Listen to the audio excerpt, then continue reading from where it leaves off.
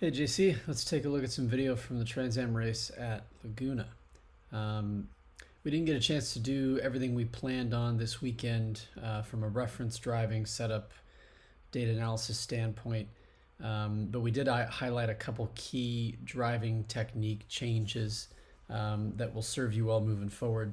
They will require a bit of a reprogram as far as how to drive this car fast, but I think you'll find that that technique will make you faster in everything you drive, not just a TA2 car. TA2 car has a way of highlighting that a little bit more with the way that it functions. We're going to do this report chronologically through the race and end with your best lap of the race, looking at just a basic technique overview of what we worked on and what we want to see moving forward. So here at the start of the race, in my opinion, you're a little too far away from the bumper of the car behind. I'd like to see a little bit closer coming to the green flag here. And I would also like to see you offset the other direction. So note the offset here. More of your car is hanging over the right side than the left side of the car in front. The main issue for me here is this doesn't give you a good visual perspective of what the cars, excuse me, ahead of the 71 car are doing. So from this visual perspective, you've got a relatively limited view. If you are going to offset yourself to the car in front, I'd recommend you do it the other direction so that you've got a good visual down the line of all the cars coming to the green, so that you can anticipate both the acceleration of the leaders, the green flag, and look for basically where you want to be. So right here, you can see you're slightly offset to the left. There's a much better visual of what's going on over here versus back here where we're slightly offset to the right. The gap here, as I said, a little bit on the big side, and so when it comes to taking advantage of the lane that's moving forward, which is this one over here, we're not able to go where the 71 car goes, which is definitely the preferred direction in that moment. So we're going the other direction. However, coming to this first brake zone, you can see that watching the pedal inputs here, you're coming off the throttle and adding some brake pretty early here. So there's a little bit of reactive driving according to what you see the cars ahead of you doing. This is very, very common. You can actually see the brake lights on Guthrie come on here briefly. This freeze frame tells a very important story about what any driver should be doing at the start of any race, is focusing on what you have instead of what you don't have. So what I mean by that is, in this case, all the cars ahead of you are moving to the left. They're all going the same direction. They're all following the cars ahead of them, and they're all managing their speed according to that limitation. However, half of the racetrack is unoccupied here. And so when you look at this, we're coming to the crest of the hill, and you look at the reasons for going faster versus the reasons for slowing down. If you were to cover this half of the screen, all you would see is reasons why you would need to slow down. A bunch of cars packed up and they're all on the brake pedal. But if you cover this half of the screen, all you see are reasons to continue going at speed. And that's really what it comes down to, is seeing the forest through the trees a little bit better at the start of the race and doing a little bit better job of occupying the space that you're given. And really from this starting position, all you have is going where the other cars ahead of you don't go is really the best thing. So when you look at this position here, going back here, the best position would actually be here up alongside the 71 once we cross the line and are able to change lanes over to that direction. But once we get here, actually this is the better place to be. But realistically, anywhere you race is a function of going where the other cars are not going is really all you can do. If you go where the other cars are going, all you have is a reason to not continue accelerating, to not go fast, to not make overtakes, etc., etc. Case in point, that's why you're going to the brake at the crest of the hill, right? When our brake zone is well down the racetrack. So after going to the brake, you've got to go back to the power again to make up for that. What that does is it maintains this big gap in front of you as opposed to closing it in. So the 71 car moved over, fair enough. We could get alongside him by occupying the space behind Guthrie, or better yet, continuing to drive forward and getting alongside Guthrie, going on the right-hand side, going into the brake zone. Because we aren't there, Guthrie moves over to the right and occupies that space, and now we're in this position here. As you can see, going to the brake pedal here, we're going to the brake pedal maintaining that gap instead of allowing that gap to close. what happens is if you watch that brake bar, you've actually kind of got to come out of the brake pedal to let that gap close and then go back to some more brake pedal later on. This is always something that leads to, I shouldn't say always, but is usually something that leads to the chance of overcooking an entry or running out of room or whatever. What we want to avoid coming into the first brake zone at any race start is a progressive brake application. And what a progressive brake application is effectively what we see here. We start off braking relatively light, we come out of the brake, and then by the end of it, we're braking at maximum. By doing so, we eliminate any chances for room for error or any adjustments on the fly. If we're braking as hard as we can at the end of the brake zone, that's all we've got. We don't have any adjustments to make. And so you want to reverse that and try to brake as properly as possible despite the presence of the cars in front of you. So at a minimum, you have the option to either maintain that brake pressure or release it to take advantage of what's going on ahead of you. And so that's what we see here. Now you are kind of occupying that space as we get closer to the corner there. But the problem is by holding this defensive posture, let's say on the brake pedal, you can see you have to get back on the throttle relatively early to get through the corner, as opposed to floating that roll speed and attacking that corner entry. And we know that getting on throttle early is a great way to make the car understeer. So in particular, from this outside lane that we're in here, if we don't have a speed advantage or a position advantage on the cars inside of us, we're unlikely to win that battle. As you can see, their cars that inside of us are doing a little bit better job. We also want to be, if we are on the outside, we want to be as close to the cars on the inside as possible. The less deviation we have from the normal driving line, the better chance we have of maintaining or improving our position. The farther offline we are, case in point Guthrie out here, the less likely we are to fight the cars on our inside. So we're kind of following his line, as it were, coming around that the outside of turn 2. And two things happen here. The first is we've overslowed the entry, so we have to be back on power. So that ensures that we're going to understeer through the middle of the corner, which is going to make it hard to fight the cars on our inside. As we get farther offline, we start to get off on the dirty pavement. You can see that all the dust that Guthrie's picking up is an indication of how dirty the track is. So we follow him right off the cliff here, off the edge of the road, on the exit of turn 2, as an end result of all of that stuff. So you're better off in this case rolling speed in to the center as well as you can, preventing the need or avoiding the need for early throttle as much as possible, and then be as tight to the inside as possible to avoid getting on that dirty stuff around the outside so that we can have a chance of staying on the road by the exit of the corner. We fight back on the 54 car here. And obviously we've got some dirt on our tires. It's less ideal here. In terms of fighting back against the 54 car, we're in a position of relative panic here, where it's like, okay, we've just been off the road, we've lost a position or two, and we want to try to get it back. That position of panic always kind of leads to an early turn in and an early narrow entry. As you can see here, this freeze frame shows that we're much farther to the right than we actually need to be, given the position of the car we're racing against here. And this is why we have a hard time making the line or staying on the racetrack coming to the exit of the corner here. So in this position here, your best bet is to move over to the left as far over against the 54 car as possible. Again, much like what the Guthrie's car is doing there, minimize the deviation from the normal driving line as much as possible. And that's going to ensure your ability to not only control the corner by positioning yourself next to your competitor and preventing them from turning until you do, but it will also give you the best possible line through the corner so you don't lose anything in the process. As you can see there, we kept the 54 car behind us, but we lost an awful lot of ground to everybody in front. So now we're trying to get back on rhythm as best we can, recovering from that, cleaning the tires off, and kind of getting going. And there's a little bit of reactive braking here that follows. And what you'll see if you go over your race video and analysis, when you compare your best laps to the laps where you're driving behind other cars, when you're traveling behind other cars, you have a tendency to lift and brake much, much earlier for most brake zones than if you were driving on your own. And theoretically, that shouldn't necessarily be the case. You should be able to brake as deep as you normally would, regardless of the car's presence in front of you, if you're braking correctly.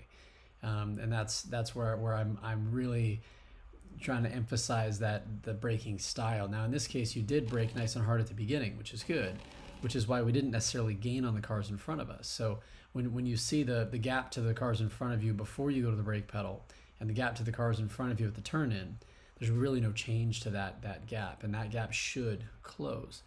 And a lot of times what I'll tell my drivers is you need to anticipate that this gap closes in the brake zone.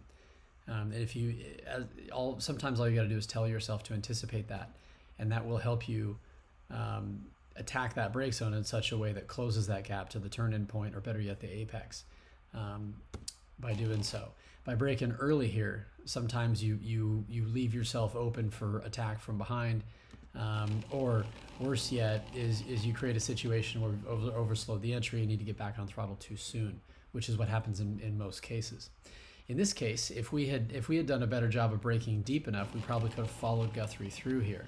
We see this gap underneath the 49 car exists, but we're coming from too far back to really take advantage of it. So it's hard to really get on the inside. So imagine if you had broken at the bridge where you needed to, you probably could have followed Guthrie right on through and picked off the 49 car with ease, without really having to try too hard to do it. As it is, we have a run to try to pass down the inside in turn 6, which is a tough place to pass. You make this pass stick, but again, watch your posture as far as your line choice here. We come up next to the 49 car nicely to occupy that passing lane. But as we get closer to the corner, we end up actually bending in early. You're starting to turn in much earlier, coming in left of center, as opposed to holding the 49 car out to a late turn in and squaring it off and giving yourself the best exit. You're trying to dive at the apex to be the first one there. This does help you take the position, but it really hurts your exit speed overall. And so that's really always something to balance, and that's the overall theme of this report, is your focus can be much more on exit speed and throttle commitment, and finding an arc that leads you to the best possible exit much more often.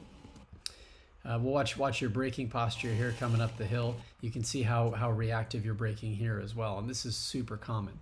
Most human beings, when they're following another car, will instinctively go to the brake pedal when they see the brake lights come on ahead, and that's what we see happening here. So you're lifting and braking well earlier than you would normally do so, because the cars ahead of you are doing the same.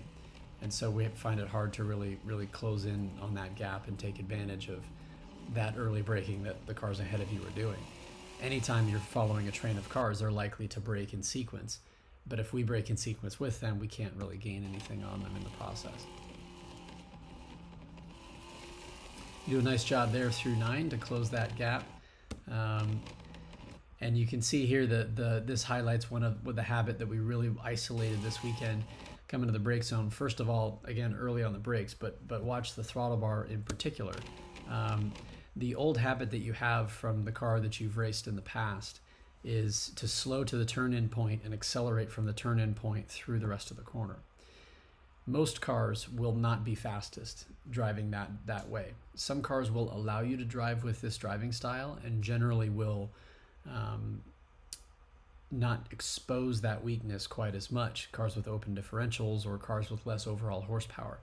But cars like this that have differentials that close up when you're on the throttle pedal, cars like this that tend to understeer when you're trying to accelerate, will expose that weakness a little bit more. And so this is the number one thing that you have to consciously work past, is the habit of slowing to your minimum speed by the turn-in point and then picking up the throttle as you turn down in towards the apex. It's simple math at this point. We need the car in pitch. We need the nose down. We need the car decelerating all the way until the acceleration point of the corner in most corners. Maintenance throttle does have a place in this car.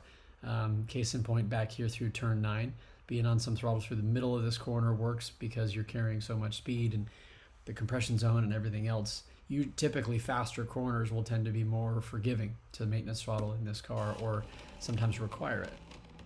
But point and shoot corners will tend to really punish cracking into the throttle at the initial turn-in point and make it very difficult for you to ultimately get to full power. So although you were closing in on these cars coming to turn 10, you can see that gap actually grows a little bit coming to the turn 10 brake zone. And what it all comes down to is the moment you achieve full power. But watch the throttle bar as it comes on here at the turn-in point. It increases coming to the apex there, and then it comes back down again. So any throttle application that's followed by a release of the throttle mid-corner doesn't count for you as far as making you any faster. So your goal is to not go to throttle unless that action is actually making you faster. So only usable throttle is your goal. So any throttle amount that exists before a subsequent lift of the throttle is unusable throttle. It's throttle that didn't make you any faster, didn't get you anywhere any quicker. Case in point here, at the turn-in point, when you pick up the throttle pedal, you're going 81 miles an hour. You increase the throttle and then lift the throttle, and we're going 79 miles an hour. So you've added throttle and decelerated to the middle part of the corner. So just to kind of emphasize, you're going to power, but you're not actually accelerating. You're not going anywhere any faster. You're better off staying completely off the throttle, letting the car turn more efficiently, and then enabling a return to full power far sooner. Once again, there at the apex, we pick up the throttle there, but then we have to release it again before the exit of the corner, before ultimately going to power and achieving full power on the exit of the corner. Note the speed on the exit of the corner, it's 82. The speed on the entry to the corner was 82. So we effectively spent from the turn into the exit of the corner going the same speed. Your goal is to exit the corner much faster by achieving full throttle somewhere in the neighborhood of right here. Once again here, a little bit of reactive braking before we've gotten over to the right edge of the road there. We're already transitioning off the throttle and onto the brake there much earlier than where you normally could. So a little bit of this is watching the bumpers of the cars ahead of you, and a lot of this is seeing the forest through the trees. When you see that braking reference up there and look at where you would normally go to the brake pedal relative to where these cars are starting to slow, it suggests that potentially if we had driven to our normal brake zone, there might have been an overtaking opportunity here for you down the inside. Including and especially that, see how these cars actually never made it to the apex, or the 27 car in particular. So by the time we look to that space and try to occupy it, we're a day late and $1 short. We try to go to the power too early. It just doesn't work, and subsequently we're losing that exit speed. And so we see that play out over and over again when you're following these cars before the full course yellow in various shapes and forms. My recommendation is that you change this shift lever. We talked about how the shift lever was loose, how that contributed to a lot of misshifts, and how this shift lever is so far offset that it puts a lot of twist load on the actual shifter components. And that extra play that it has is ultimately a problem and a function of that extra leverage that this shift lever has. That in itself is a problem. And again, you can talk to a lot of the transmission guys out there that work on these things often. You could talk to Chris Drysdale or anybody at the Cope operation, and they can tell you that little pin in there that keeps that thing tight will loosen up if you have more leverage on it with a lever like this. But I want to highlight, actually, there's another reason I think you should change this shift lever, and that's that it's in your way. So in first gear here, you can see where that shift lever is. When you go into second gear there, note how when you go back to the wheel, that shift lever is actually touching your arm. And when you turn to the left, you actually have to lift your arm up to go up and over that shift lever. And then when you turn back straight again, you got to keep your arm suspended above the shift lever and then pull it tight towards you to get it next to you and away from that shift lever again. So that shift lever is so far over to the left that it's actually in the way of you moving your arms on the steering wheel freely. You may not be consciously aware of this. Watch again here, coming off of turn 10, going to turn 11, you got to lift your arm up and over that shift lever before then reaching over and grabbing that shift. So what's important is whether this is conscious or not, you're clearly having to adjust for the shift lever being in your way. And that in itself really isn't good. You need to be able to freely move your arms back and forth on that wheel without worrying about where that shift lever is. So I think you're gonna kill two birds with one stone if you repair that issue. So here's the restart, and we'll watch the restart until the incident that ended your race prematurely here. We'll kind of look at what we can do a little bit better here. So coming to the restart. coming around turn 11. Again, I think you're a little bit too far back, and I think you're offset the wrong direction here. You want to be able to see what the cars ahead are doing at this moment. And if this car is to the left of you here, we can't see around it as well. And because we can't see around it, we have to give them a little bit more extra room coming to this acceleration point. And we want to be right on that bumper as much as possible. Once again here, coming to the green, you can see that you're offset, in my opinion, the wrong direction. Now, there's always gamesmanship here with the restart zone and the subsequent restart as far as getting a run, pulling out, and then making that overtake here. I think you timed this rate of closure pretty well. I think you could have timed it a little bit better had we started closer. But overall, you've got a decent jump on the restart here. The only problem is you're going the wrong direction. If you had offset to the inside, there's a potential overtake to be made here. Going this way, although as it's unoccupied, you have to be off the racetrack to occupy it here. We haven't necessarily earned the position. We're only up to the door of the 71 car there. And he has a car to his left now. And so by making it 3 wide on the outside and not doing so with full commitment, we end up in a situation where we get clipped, and that puts you a little bit offline. But watch the throttle bar here too. You know, I won't tell you that you could not have made this work. But if you're not committed, you're definitely not going to make this work. So regardless, if you're going to make a move like that, you have to completely stick to it if you're going to make it stick. If not, you're going to find it hard to make it stick. I think if you had remained committed, full throttle all the way up, you could have gotten a nose ahead enough to maybe catch Tim's eye. If Tim would have seen you there, he may have backed off that little bit. But what I can tell you for sure is right now Tim isn't lifting. And that's what creates that situation there. We actually never went off the road, which is interesting. We just kind of got right to the white line here. He made you feel like your lane was shrinking, and so you had to get out and bail out and actually touch the brake a little bit there. So overall, I like where your head's at. I like what the intent was.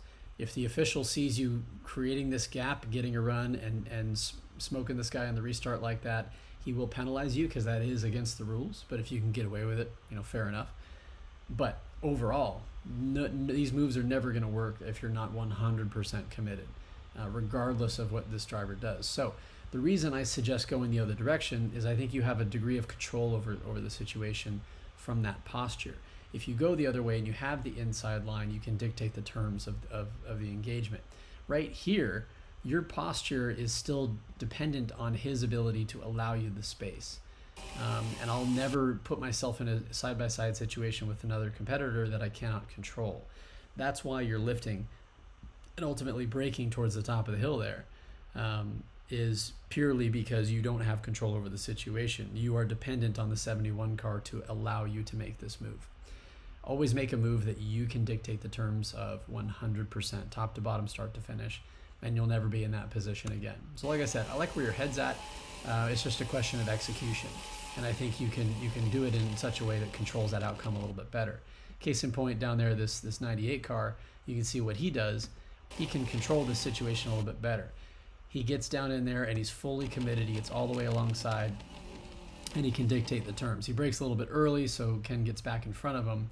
But look at the way that he fills that space right there. He jumps in there and he fills that space in such a way that at a minimum, he knows that he's there. And he can make sure that he understands the whole situation. He can dictate the terms. He can make sure that he's not a victim. Speaking of victim, so coming down to the brake zone here, because that move didn't necessarily work out, you're not as committed as you probably should have been. You can see we're still not full throttle here. We still end up going to the brake a little bit early to kind of anticipate what the cars ahead of you do. That early brake and that relaxed posture coming to the brake zone is what invites the cars behind you to take advantage of that. And we really can't blame them. If you're not driving into the corner hard, you are opening up the door for cars to believe that they have a chance to get around you from all sides, from the right side, from the left side, and from behind. The 49 car here sees that hole and he occupies it as well as he can. He doesn't do it very well, but the only reason he got in there hot and got into your door is because he felt like he could. The reason he felt like he could is because you broke way early and all the cars around you were going past. You were going slower than all the cars around you, so he felt, okay, I'm going to be one of those cars that drives right on by.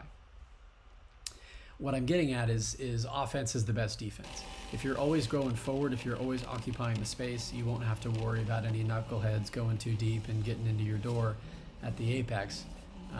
You're going to be focused forward. If anyone happens to do that, they're going to be so far beyond control that they would have hit you anyway. So realistically, the only way is forward, and from all perspectives, from control, from execution, from avoiding any incidences, etc., etc. Fortunately, the 49 car picks up the throttle early, gives himself a big pile of understeered, has a hard time staying on the track, and allows you to kind of over-under him back before turn 3. So that's quite helpful there. Coming through 4 here, again, there's a little bit of an early brake here. We let that gap to the Dodge grow in front of us. We pick up the throttle that little bit too early here, coming through turn 4. And once again, let's think of this in terms of usable throttle. When you chop the throttle on here, we're chopping to about 25% throttle there, pre-apex. What follows is a big lift at the apex. So the amount of throttle we started with didn't make us any faster. We picked that throttle up at 78, went up to 79, but then actually back down to 77. So we picked the throttle up and ultimately went slower at the apex. So the best bet is to wait until that throttle on point to go and roll the speed to that throttle on point as best you can. By braking early and letting the gap grow in front of you, we create a situation where we feel like we have to make up for that gap change by going to power too soon. That gap subsequently grows coming off the corner, and it makes it difficult to think about any attack posture coming to turn 5. This is the best passing zone on the racetrack, but unfortunately, we're not close enough to do it. And then once again, that reactive braking takes over, braking way too early here. So we really can't get involved or take advantage of anything going on in front of us. That's subsequently followed by getting on the power too early here. So once again, picking up the throttle pre-apex, trying to accelerate, on the throttle, off the throttle, on the throttle, off the throttle, desperately on the throttle here, big understeer, we're using more road than any car in front of us, and yet not going any faster because of it, right? So it's all that footwork stuff. So then some drama unfolds in front of you there. A bunch of stuff's going on, everyone's kind of going every which way here. And once again, there's a little bit of a lack of commitment. If you watch the throttle bar coming to this brake zone, we already start to lift there. What's happening here, this is on a subconscious level. You're assessing what's going on in front of you, and you're subconsciously giving yourself more time to consider your options. We simply don't have this luxury on the racetrack. So what you're better off doing when you see something unfold is where all the cars ahead of you go the other way. So all 3 of these cars are moving to the left. That opens up the best opportunity to the right. That's where we should be. But if we're not 100% throttle coming to that point, we can't take advantage of it. Then, so there's another thing that happens here. So right now, what you're more aware of is the cars in front of you, not the big gap that you want to occupy. So right here, coming to this brake zone, when all these cars start slowing, you start slowing as well. But this freeze frame shows that there's really no reason for us to be on the brake. There's no reason directly in front of us why we should need to slow down. There is over there. These cars over there are starting to slow down. But we actually don't need to be doing that just yet. So that means it's difficult for us to take advantage on the Dodge there coming up over the hill. So realistically, we're just kind of spectating at this point. We're not really getting involved. We're not taking advantage of anyone losing momentum. We're just kind of waiting to see how things unfold here. When we get down through the middle of the corner here, there's a little bit of an overemphasis on this line here to the left that we talked about a little bit on video. And the problem with being that far off line there is the track is pretty dirty over there. So when you get out there, you have a hard time keeping the car on the road, and the car ends up dropping a couple tires here. Now, because we didn't attack coming up the hill into turn 8, now we have someone behind us that's ready to attack if we make a mistake. Case in point right there. So this guy is taking advantage of a car that's not going full speed. Can't blame him for doing so, not really at all. That should have been us coming to turn 8. If that was us coming to turn 8, we wouldn't have been in this position at this moment. So he comes up alongside you. He catches you by surprise there. There's a little bit of incidental contact. and then no harm, no foul to this point. Now, to this point, everything's okay, but now we're fighting a losing battle. We're just coming off of dropping 2 tires. We're just coming off of getting clipped by the 49 car, and we're driving into a hole that's rapidly closing here. And as you can see, as that gap closes, there's a subsequent contact coming to the apex. I'm not coaching any of these drivers. I'm only coaching you. So obviously there were bad decisions made all around, but in terms of our perspective and what we can influence, if you're already at a disadvantage because you're off the road here and you're clipped by a car here that clearly doesn't have a good sense of spatial awareness, that's already hit us a couple times this race, I'm guessing he probably isn't going to see you in this moment too. So as your coach, I'm saying you put yourself in a bad position here based on what we know from this car here already, just in the first half of this race. I could have seen this coming from a mile away, that he was going to turn down on you, there was going to be a contact, and subsequently an end to your race. I will also point out we're actually halfway off the racetrack at this point as well. We got 2 tires inside the white line there, so if race control looks at that, they're going to say, well, you're diving into a hole that really doesn't exist. But like I said, I'm not coaching any of these drivers. I'm only coaching you. If I were coaching him, I would say, yeah, dumbass, you should probably be a little bit more aware before you turn down the hill. But that's his problem. At the end of the day, you're still, you still haven't finished the race as a result of this situation. So when you look at this in analysis, you always want to think of what could I have done better to not be in this situation. That's why I emphasize this situation as much as I did. If we had taken advantage of this, if we had simply been full throttle to our normal brake zone, we probably would have passed the Dodge before the crest of the hill, given where he's starting to brake now. Probably could have passed Guthrie, actually, when you think about the way this unfolds. If we would have been in front of those 2 drivers, potentially we could have actually passed this black one that's off the pace and offline at turn 8 on either side. There's opportunities to overtake that car, as those 2 white cars do. And those 2 white cars are now prospering up ahead of this melee as a result of that assertion. So I think everything that followed is a result of not taking advantage of the opportunity that's the most present. And that even goes back to turn 2. When this guy hit us the first time, I would say the only reason he hit us is because we didn't do a good job of simply driving to our normal brake zone and going with the flow and kind of driving forward. I'm not going to say it's your fault necessarily, but you did put yourself in a position of vulnerability. And that's always something that you do need to take ownership of in this sport, because it's just a reality of things. Okay, so let's look at your best lap of the race here. We lost touch with the guys ahead of us for a moment. That gave you some clear track, and it gave you the ability to focus on the technique. And the technique changes were simple. We need to drive into the corner a little bit harder. We need to spend more time off the throttle, keeping the nose down, allowing the car to turn, keeping the diff nice and free, and helping you get a good, strong exit. In this case here, I think you drove into turn 2 reasonably well. I think you're still a bit early on the throttle, and you can see the moment you come off the brake, you're on the power there. So this is very habitual. This is clearly the way that you've driven for a long time, and you need to build in some coast phase into your driving technique. Some time between the brake release and the throttle on. Sometimes it's just a moment, sometimes it's a long moment. Case in point here in turn 3, you can see how you're trailing the brake, coming to the apex, everything's looking good. Whoops, we went on the throttle too early, but then you realized it. You came off the throttle, you waited until the throttle commitment point happened, which is right there, and then you went to throttle all at once. That was really good. Imagine if we hadn't touched the throttle here. Imagine if you had simply rolled the speed to this point and gotten on the throttle there. That would have looked much better, right? Let's look at turn 4. You're on the throttle once. And look at how much closer you've gotten to the cars ahead of you as a result of that. So you're trending in the right direction here with the first 3 corners of the lap, with that patience with the right foot, driving to the center and accelerating once. You have to define where that acceleration point is by not only the position on the road, but where the car's pointed. So it's not necessarily true that every time you get to here, you can start accelerating. If you've turned the car well enough to earn that straightaway, sure, you can do that. And so that's really what it comes down to, is don't let your right foot be automatic. Don't be painting by numbers and just assuming that opening the throttle at that moment is correct.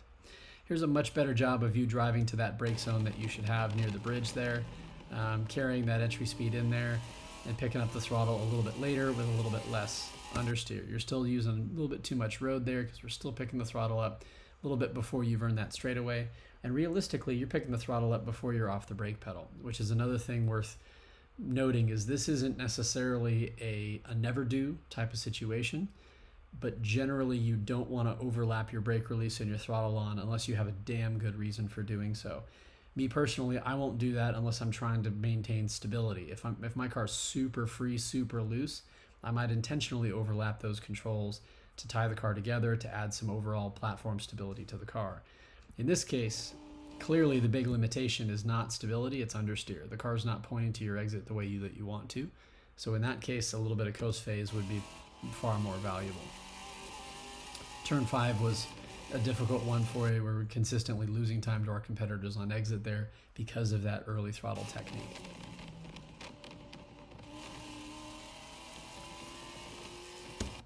So this time going through turn 6, you didn't go to second gear, you left it in third gear here, and it worked pretty well for you. You can see it allowed you to be aggressive on the throttle, it allowed you to carry your momentum up the hill, and it allowed you to keep touch with your competitors. That's really, really good.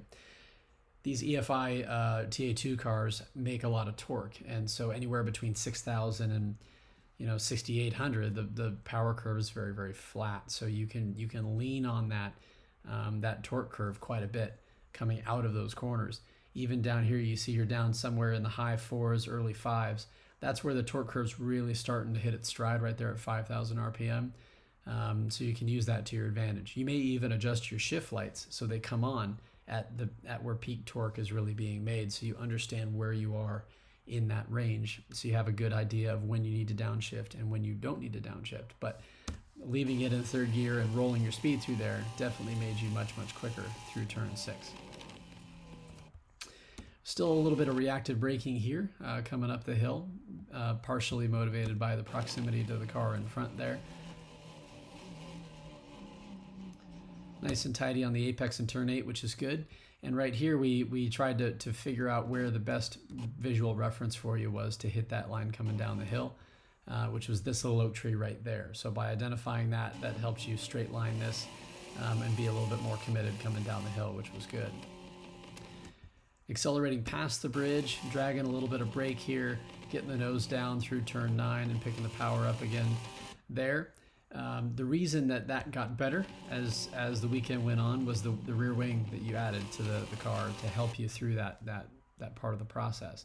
Don't be afraid to add rear wing for stability. Rear wing almost never costs you time in a straight line in these cars, but it almost always will cost you time in terms of stability and confidence through the high speed stuff. So don't be afraid of adding rear wing. There's all kinds of rules on wing height and roof height and all that other shit, but all those things are adjustable to give you what you need. So don't limit your rear wing angle by those height rules. Just figure out a different way of mounting the wing so you can run the angle that you want. That's the number one priority, is that the car is stable so that you can attack it with big roll speed.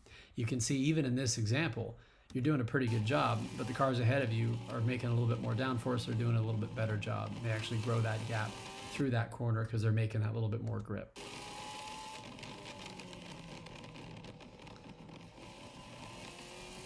Check out your exit speed here, 83 miles an hour compared to the 82 we looked at earlier.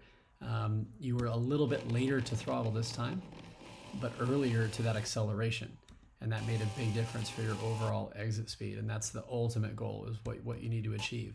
Do not qualify success by your ability to do this with the throttle. Qualify success by your ability to do that with the throttle. Well, not that with the throttle.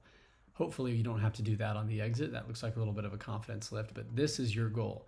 Achieve that with the throttle as early as you can. That's where you're going to make performance.